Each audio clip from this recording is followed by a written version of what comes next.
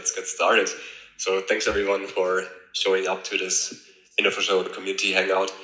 And we thought it would be really great to do this community hangout, especially in light of the recent rebranding from Connext to Everclear.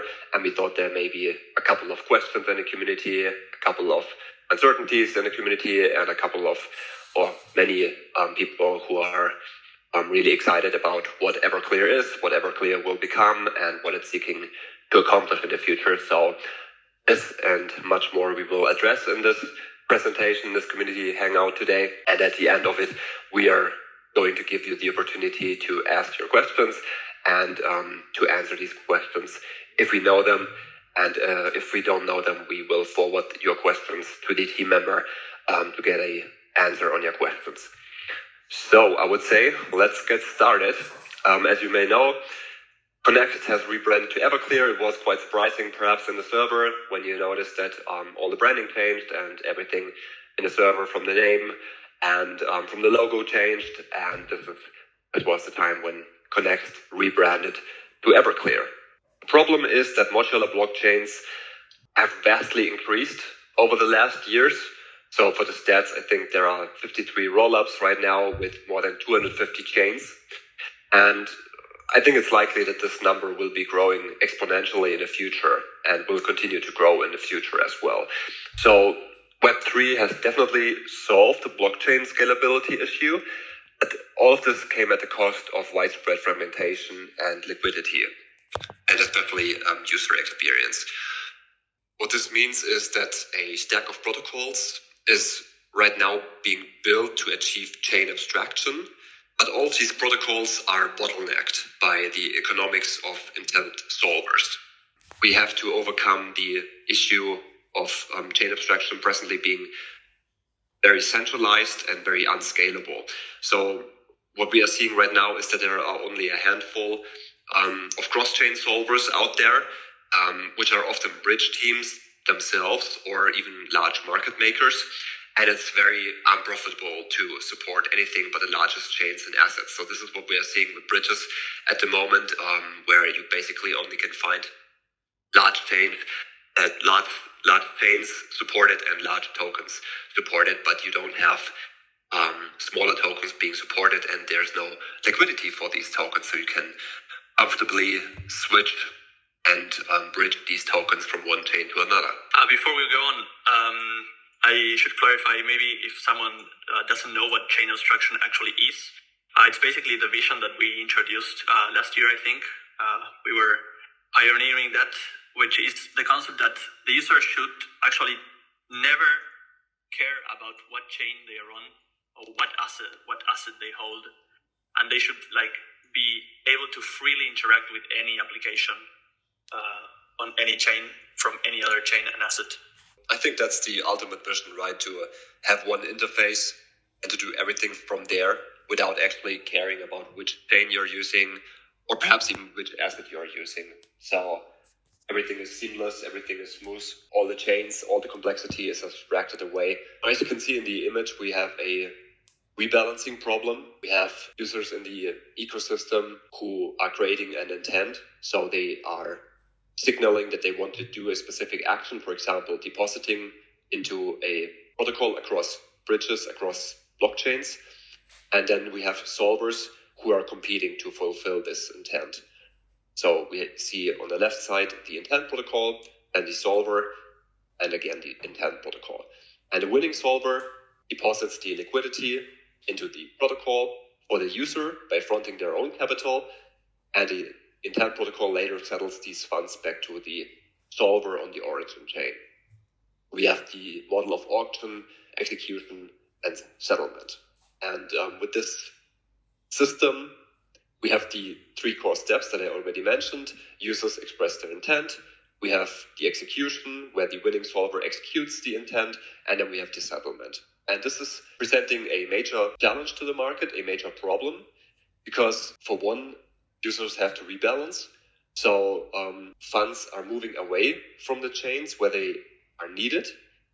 And rebalancing is a complex issue. So if you want to effectively rebalance, you need to integrate with different bridges, with different aggregators, CEXs, OTC desks, and other available sources of liquidity for each supported chain and asset. And as you can imagine, we have already mentioned, we have so many blockchains out there. You would have to do that for each asset and for each chain, which is increasingly creating complexity and liquidity issues. And then we also have the issue that rebalancing is highly expensive. So we have fees which are coming into play, but we also have intense solvers who need to be profitable to accomplish all of this. Then we have the issue of fragmentation. So market participants, and we are speaking about centralized exchanges, decentralized exchanges, bridges, but also users. And all of these market participants are confronted with the same issue. For example, new blockchains are competing for integration. So a new blockchain that has launched wants to obviously be integrated in top bridges to enable swaps to this new blockchain. But the reality is that this only happens for the top 5 to 10% of all blockchains in existence. So only the top most used blockchains will be integrated by bridges, and everybody else, the other chain, is left out. And we also have the issue that bridges need a high amount of liquidity and rebalancers to support a new chain, which makes it really difficult for bridges to support all chains in existence, and which also leads bridges to only support the top chains, which are most in demand by users. And then we have the last and third issue that central exchanges are struggling to support new chains. So whenever they want to add a new chain, they need to provide significant operational overhead to manage and rebalance user deposits and withdrawal. And the key insight we have from this issue that we've already addressed in this presentation is that there is no shared system for everybody in the market to come together to coordinate capital flows and to coordinate settlement between blockchains. So what is done as of now, it's just bridges are doing their own thing, centralized exchanges are doing their own thing, but nobody is really coming together and building this market that would solve the capital flows and it would solve the issue of fragmentation and liquidity in the market. And if a solution can be provided that is addressing the rebalancing issue in the space, we are able to onboard thousands of blockchains and billions of users into this market because we have solved fragmentation and liquidity all at once. So Everclear is the very first clearing layer in the entire space. There's no other clearing layer like this. And what Everclear seeks to accomplish is to coordinate the global settlement of liquidity between blockchains, and in doing so, to solve fragmentation for modular blockchains. And all of this is done by netting capital flows. So I think this is a really interesting statistic because on average, you can net about 80% of daily flows to and from blockchains. So what this means is that between all the blockchains, you have funds that are being transferred on a daily basis from Arbitrum to Optimism to Base and so on. And what this figure says is that for every $1 that is transferred in this cycle on a daily basis, about 80% or 80 cents is transferred out. So this means that if you integrate the solution that Everclear is proposing, you could, technically speaking, clear this 80 cents from $1 that is transferred. And doing so would significantly reduce all the costs that are involved in the system and giving everybody who participates in the system a drastic competitive edge because they all of a sudden can transfer assets at a much cheaper rate and could offer their users a much cheaper rate for bridging their tokens or swapping their tokens across blockchains. Another way to say that is that basically we are doing like 5 times the required amount of swaps or capital transfers that would be needed if we implemented netting as Everclear proposes. Yeah, exactly. Thanks, Tommy. I think this graphic is really insightful. This shows how much of the volume could be netted within a 24-hour period between the blockchains. Mode, Binance, Ethereum, Polygon, Optimism Base, TK Sync, Arbitrum, and so on. And what Everclear is seeking to accomplish is to solve the liquidity issue in the market. And what Everclear realized, like when it was still Connext and operating the Connext bridge, is that bridges aren't enough to fix the aforementioned issues, the fragmentation issue and the liquidity issue. So the space right now, as we have addressed in this presentation, is bottlenecked by liquidity and chain support, and that there is a fundamental trade-off between cost and security. And this is the central problem that bridges are confronted with. And Everclear seeks to solve this issue by netting the capital flows, as we have seen in the chart above. Doing so would help everybody who participates to cut the cost of rebalancing. And this not only cuts the cost for the end user, but also for the solvers, for the market makers, and the centralized exchanges.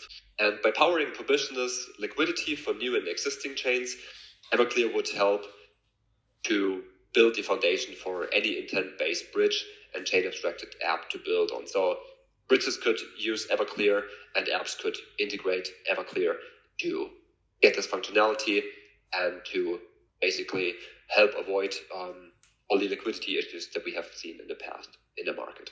And Everclear is introducing a new layer in the stack by proposing the chain abstraction stack or by proposing a new clearing layer in the entire stack. And I think we have a really good graphic right here, which shows where Everclear would be positioned.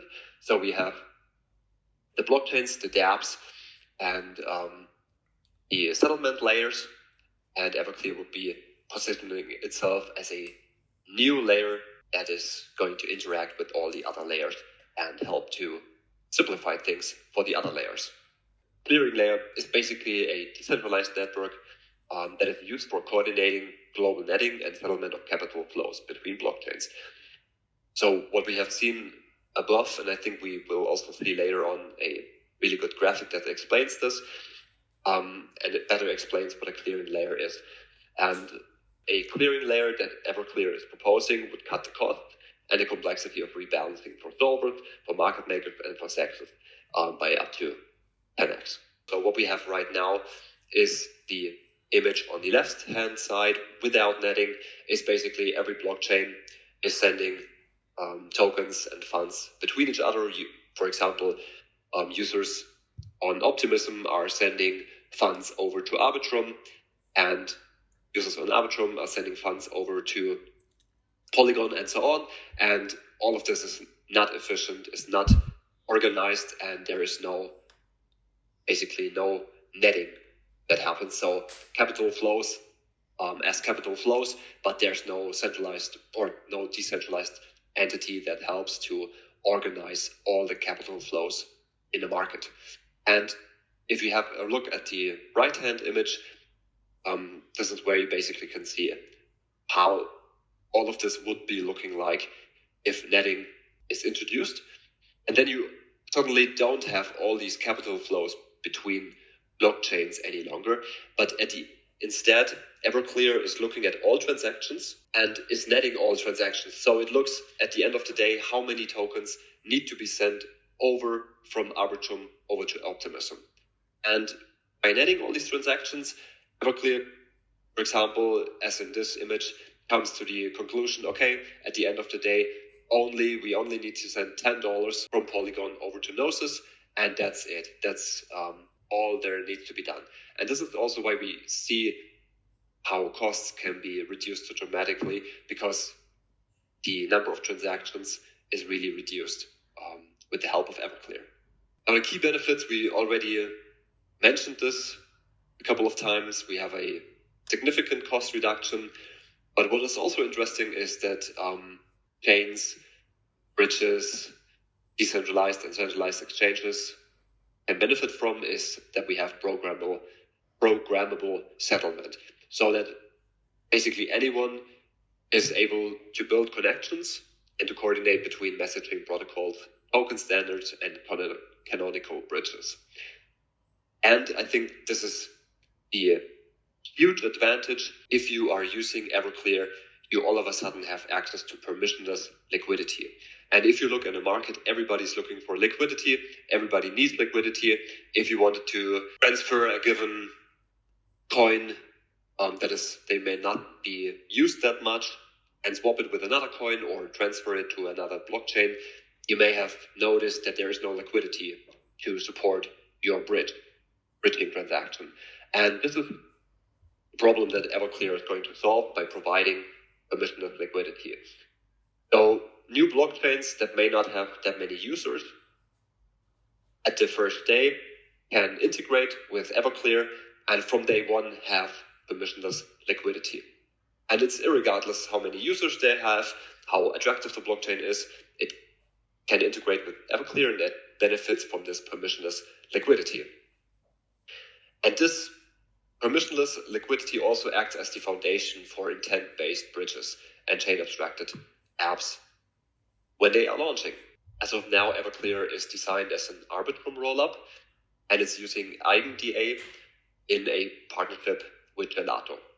And Everclear, you have to think about it as a shared computer for clearing settlements in the ecosystem. And everybody who is building on top of it basically benefits from this shared computer through its permissionless liquidity and through its clearing of settlements. And then users, and this is not just end users, but also intent protocols, solvers, centralized exchanges, market makers, all the users who are using Everclear by depositing funds into the gateway contracts that are deployed to a supported chain. And the Everclear rollup is then reading the state of the gateway in batches by using Hyperlane and the Eigenlayer AVS under the hood.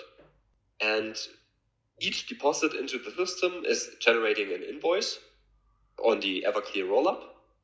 And this invoice basically represents an obligation for the system to settle to a user. When Everclear launches, we are right now in testnet, invoices will be settled through a Dutch auction. So invoices have a market price that is declining over time until it becomes rational for the arbitrages to purchase them. Here in this graphic, we can see all the launch partners that have committed to using Everclear so far. And as you can see, there are quite a number of really prominent protocols, chains, infrastructure providers here listed. And this is really exciting that Everclear has secured the support of all these partners who are all participating in the launch of Everclear and who are all helping Everclear in making this a reality. And you also have to add that all these projects are will be benefiting from Everclear's clearing layer by reduced cost for bridging. So it will also be exciting to see the impact Everclear will have on these projects individually. Now, as already mentioned, the testnet is live right now. Everclear is testing and coordinating with the partners that we mentioned above.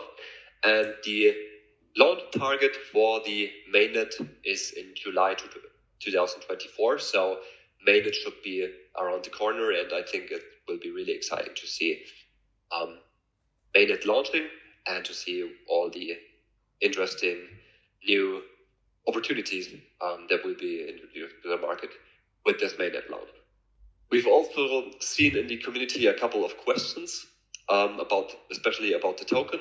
So there were questions about what the implications are of Everclear or of Connext rebranding to Everclear and what implications it will have on the token. So what we do know is that the token ticker will remain the same, so there will be no change. We do not yet know how the token will be used in the system. So this is an area of active R&D, which Everclear will in the future address and may share with us how the token will be used in the new system, how or which kind of new functionalities may be added to the token in the future. We've also seen questions about the team since the rebranding, so we can assure you the team has remained the same. and nothing has changed about the team. There was just basically a rebranding, new logo, new website, new mission, vision, and everything. But the team has remained the same and is fully dedicated to building the first clearing layer in the space. All right, I would say let's open this Hangout to questions from the community. I see we've had a couple of questions already in the chat, so I think I am going to read the first question, which is, how would Everclear integrate into a roll-up chain like Arbitrum, Orbit, or Optimism? Like, what needs to happen? Also, Everclear itself comes with the intent-based bridging solver network, question mark. Yeah, okay. So to the first question, basically, I think you're asking about support, right? So Everclear will work basically with any chain that supports, that Hyperlink supports. So right now, at launch, Everclear will be, like, chain addition will be permissioned. But in the future, it will be permissionless and made possible by Hyperlink. And then the second question, Everclear itself comes with the intent-based bridging solver network.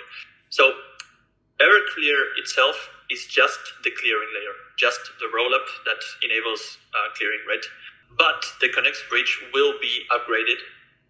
It will be like our V3, let's say. It will be rebranded as well when it's integrated into Everclear. Now, when it integrates Everclear. So what will happen is that the bridge will become like the main use case or main example how to use Everclear. And it will be like the flagship product, let's say. But Everclear itself doesn't provide the solver network or any sort of architecture to run solvers. We expect other solver networks or protocols to integrate Everclear and run on top of it. I think also important to mention about the first question, if you have a chain that you want to integrate or basically a dApp or anything that you would like to have integrated, you would have to reach out to the team, as Tommy mentioned. It's permissioned right now, but in the future this will be permissionless. So everybody who wants to use Everclear, everybody who is interested in integrating with Everclear and using Everclear's clearing layer can do so at their own will. And I think this should be permissionless once mainnet launches, and from there on everything will be permissionless. Yeah, actually, the first, I don't know how much time, but when it launches on mainnet, it won't be permissionless adding. And the thing is that we don't really yet understand the full extent of what permissionless chain adding could mean. We don't know exactly what, maybe griefing vectors or stuff like that, security concerns, basically. We need a better picture on that to be able to turn on permissionless chain adding and do it so in a safe manner. Okay, so we have the second question, which is, since Everclear is using EigenDA for data availability, does this mean that the data about cross-chain swaps is stored off-chain? And will there be any additional security like fraud proofs? That's a great question. Sadly, I'm not very well educated in data availability and scalability solutions like that. I've already asked Arjun, so when he gets me an answer, I'll let you know. But basically the data will be stored off-chain, basically just a gas optimization, because it doesn't make sense to store the data in the contracts and then push it through Hyperlink. I think there was something about there being off-chain agents that are able to push the data that they need associated with the events, like the solvers solving cross-chain swaps or whatever. But I don't really know how this all fits together. But basically it was the most convenient and also also maintaining security. Is there anything on the will there be any additional security like fraud proofs thing, or have you already touched on that also? I'm not sure how that works, so I don't have an answer for that. Yeah, all right. We'll get one from Arjun, I'm sure. Oh, so one question that we kind of glossed over was, why exactly did we rebrand? So why did we change the brand from Connext to Everclear? Well, you have to think, Connext used to be a brand for the last 8 years. And in those 8 years, we have swept over kind of three main goals that we've accomplished. One was being the actual first layer 2 on ETH, like on mainnet, in 2018.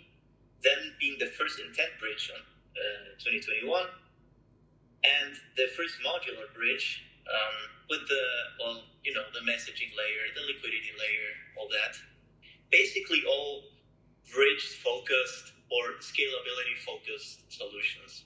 And if you want to understand why we rebranded, actually Everclear aims to something that is much more than that. So it's like a solution that kind of tops over the bridges and tries to solve problems in the realm that is above bridges, which is like, how do we make liquidity more efficient? How do we save in costs in stuff that isn't inherent to the bridges, but in a technology that kind of lays above? And so the proposition in this was, let's just do a protocol that just focuses on solving those kinds of issues. And that's the main reason for the rebrand, actually, because the very name holds the title of Everclear and clearing houses, which was something that was explained in the presentation. And we thought it was a very good, kind of start from scratch situation, where we are attacking completely different issues.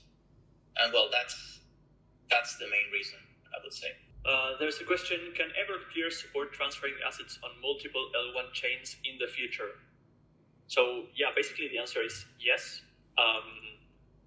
As mentioned before, we will depend on Hyperlink chain support, basically, at least at launch, but then it'll become permissionless. So yeah, permissionless chain expansion through Hyperlink, and then it will be super easy to integrate into any L1 or L2 that you want.